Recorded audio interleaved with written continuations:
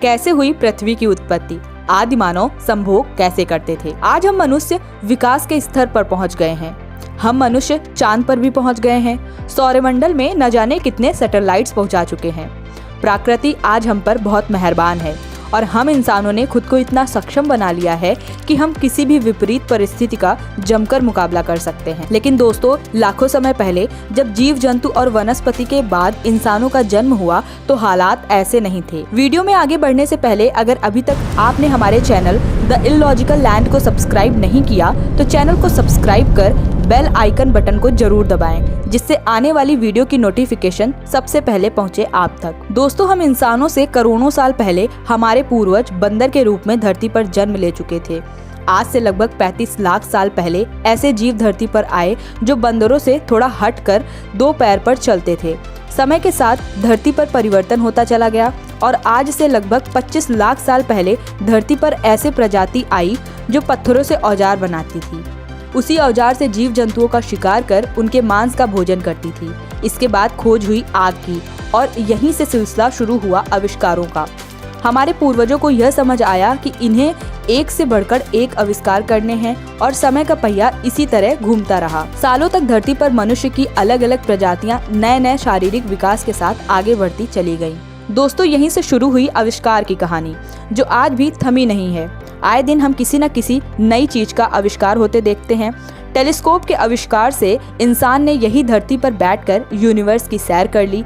आज हमारे pass travel करने के लिए काफी साधन हैं, लेकिन हमारे पूर्वजों के पास लाखों साल पहले कोई साधन नहीं था। हजारों किलोमीटर का फासला यह पैदल चलकर ही तय करते थे। पैदल ही पहाड़ों पर चढ़ते थे, नदियों को पार करते थे। ऐसे ही चलते चलते इन्होंने खोज निकाली कोयले की खान। इसके बाद बिजली जैसे महत्वपूर्ण चीज का आविष्कार हुआ। हमारे देश में कई संस्कृति आज भी ऐसी हैं जो सूर्य देवता की पूजा करती हैं। आखिर सूर्य देव के किरणों से ही इस देश में रोशनी होती है और जग में उजाला होता है। इंसानों के जन्म के बारे में जानने के लिए हमें थोड़ा और पीछे जाना पड़ेगा। दोस्तों, आज से लगभग 6.5 करोड़ साल पहले इस धरती पर राज करते थे डायनासोर। तब धरती पर एस्टेरॉयड के टकराने से भयंकर प्रलय आया था। चारों तरफ तबाही मच गई थी। धरती के लगभग 75% जानवरों का अंत हो चुका था। जो भी जानवर 25 किलो से ज्यादा वजन वाले थे उनमें से कोई भी नहीं बचा।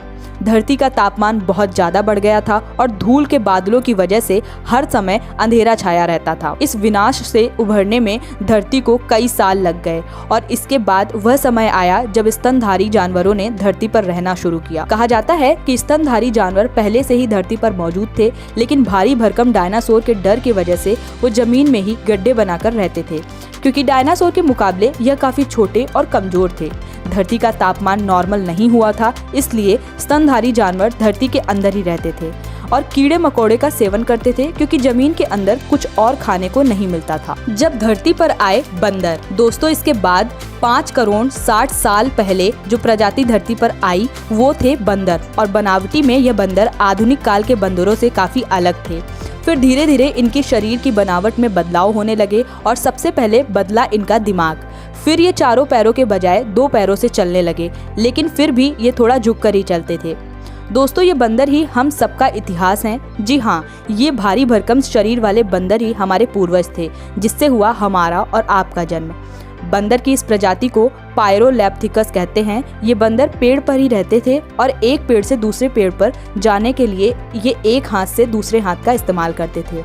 खाने में ज्यादातर फल खाते थे और जमीन पर बिल्कुल नहीं चल पाते थे। समय के साथ साथ ये बंदर कुछ चिंपांजी तो कुछ गोरिल्ला बने और कुछ मनुष्य बनने के रेस में आगे बढ़े। जंगलों में पेड़ पौधे झड़ने लगे और इनको खाने की समस्या होने लगी। कुछ समय बाद एक और प्रजाति ने जन्म लिया जिसका नाम था आइडिपिथेकस रैमेडस, जिन्होंने धरती पर चलना शुरू किया, क्योंकि इनको खाने के लिए कुछ न कुछ खोजना पड़ता था, जिसके लिए पैरों का इस्तेमाल जरूरी था। माना जाता है कि इनकी ऊंचाई 4 फुट की और दिमाग संतरे के बराबर था। और फिर सिर्फ 23 लाख साल पहले जन्म लिया होमो हैबिलियस ने, जिनका शरीर बढ़ते समय एक साथ काफी बदल गया था। इन्होंने ही पत्थर से हथियार बनाना और उन पत्थर का इस्तेमाल औजार बनाने में शुरू किया। औजार बनाते बनाते इनकी उंगलियां भी मजबूत हो गई थी और ये पहले से काफी मजबूत हो गए थे। धीरे धीरे इनमें और विकास हुआ, जिसके बाद एक और प्रजाति आई, होमो इरेक्टस, जो ज्यादातर समूह में रहकर दूसरे जानवर का शिकार करते थे। और यहीं से कहानी शुरू हुई उनके परिवार के बढ़ने की। इनके पास न घर था और ना ही छत थे। ये खुले आसमान में ही रहते थे एक साथ, खाते पीते थे और सोते थे और खुले में ही संभोग भी करते थे। इस प्रजाति के महिला और पुरुष के शरीर की बनावट लगभग एक जैसी थी। इन्होंने ही आग का आविष्कार किया था और आग का प्रयोग ये दूसरे जानवर से बचने के लिए और मांस को पकाकर खाने के लिए करते थे। यहीं से शुरू हुई मनुष्य के आविष्कार की कहानी, जो आज तक चलती आ रही है। इसके बाद की प्रजाति में सांस की नली नीचे आ गई, जिसके बाद इन्होंने धीरे धीरे आवाज निकालना शुरू किया और बोलने भी लगे।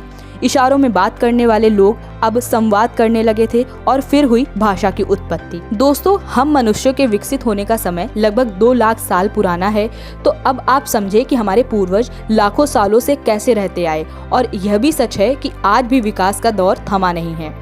आपको भी पता है कि हम इंसानों की खोज कहां से कहां पहुंच गई है। तो आज का वीडियो यहीं पर खत्म करते हैं। मिलते हैं अगले वीडियो में ऐसी ही एक और इंटरेस्टिंग टॉपिक के साथ। धन्यवाद।